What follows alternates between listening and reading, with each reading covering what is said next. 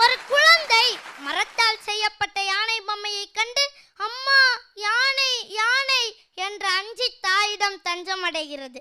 தாயோ அது யானை இல்லை மரம் என்று குழந்தையின் அச்சம் நீக்குகிறாள்.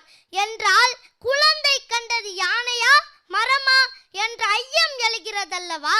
யானையை கண்ட குழந்தைக்கு மரம் புலப்படவில்லை, மரம் என்று தெளிவு பெற்ற தாய்க்கு யானை புலப்படவில்லை.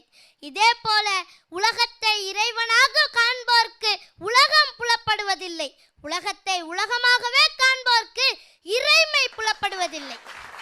இந்த அழகான உண்மையை திருமந்திரம் ஒரு பாடல் மூலம் விளக்கியுள்ளது. மரத்தை மறைத்தது மாமத யானை, மரத்தில் மறைந்தது மாமத யானை.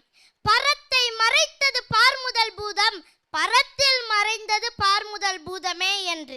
கல்லை கண்டால் நாயை காணோம், நாயை கண்டால் கல்லை காணோம் என்ற பழமொழி கூட இதையொட்டி உருவான